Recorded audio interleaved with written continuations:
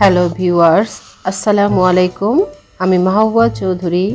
আমার চ্যানেল মেহেস কিচেনে সবাইকে অনেক অনেক স্বাগতম।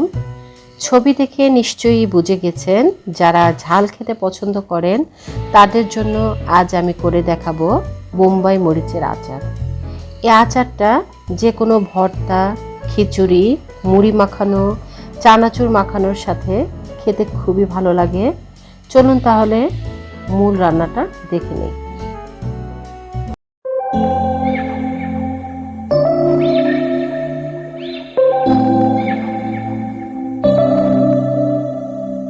September we met, I could tell by your smile you hadn't been with a good girl.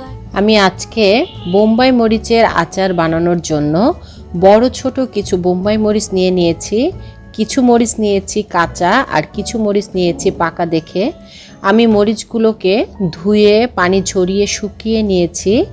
দুটা কাঁচা মরিচ ও দুটা পাকা মরিচ আলাদা করে নিয়েছি কেটে ব্যবহার করার জন্য, যাতে মরিচের গন্ধ ও ঝালটা বের হয়। আর নিয়েছি 1 কাপ পরিমাণ আস্ত রসুন।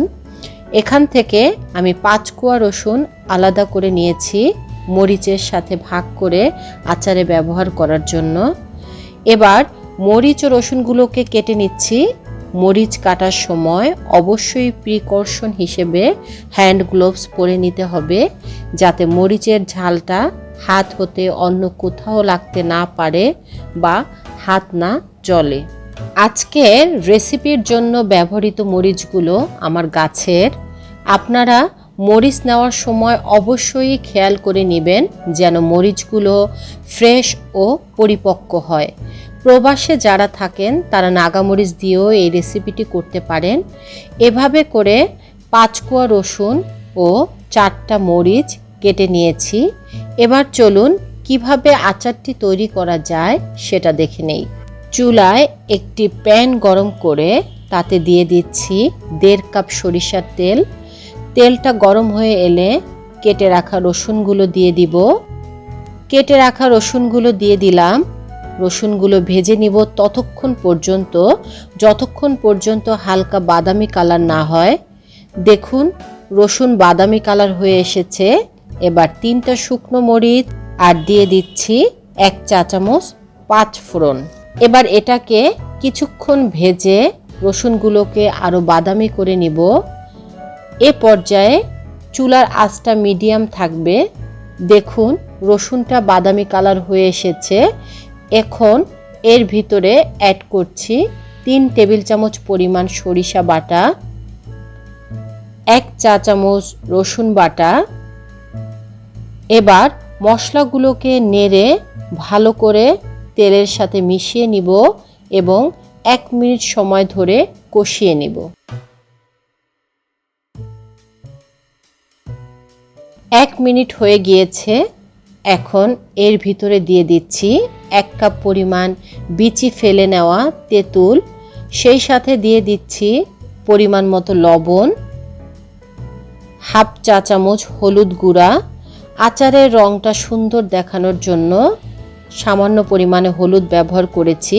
আর দিচ্ছি 4 টেবিল চামচ পরিমাণ চিনি। চিনিটা ব্যবহার করছি তেঁতুলের টকের ব্যালেন্স আনার জন্য। আচারে লবণ ও চিনির পরিমাণটা খুবই গুরুত্বপূর্ণ। কম হলে বেশি টক লাগবে এবং বেশি হলে খেতে ভালো লাগবে না।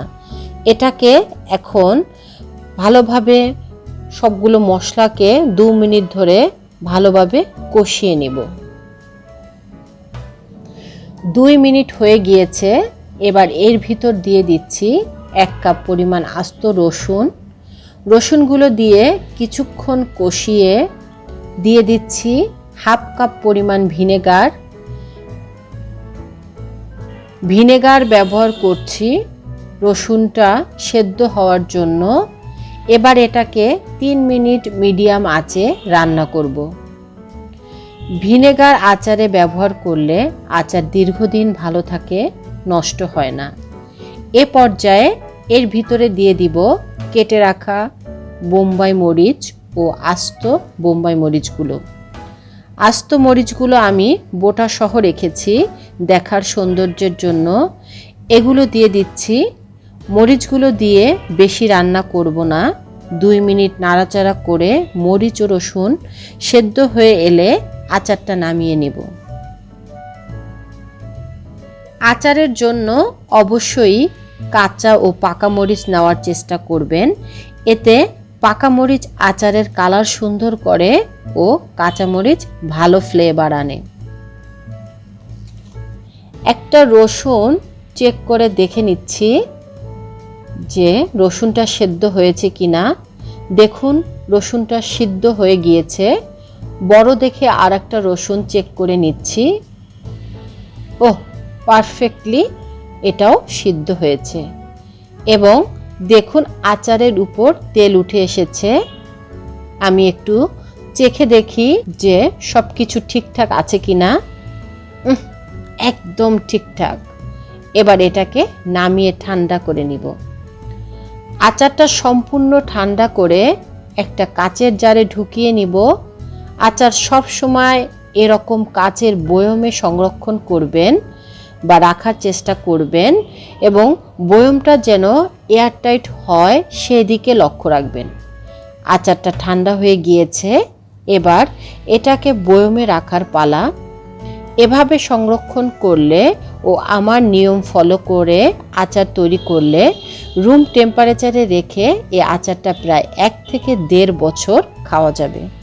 আচারের তেল ফুরিয়ে গেলে পুনরায় সরিষার তেল চুলায় ভালোভাবে গরম করে তা ঠান্ডা করে জারে ঢেলে দিবেন।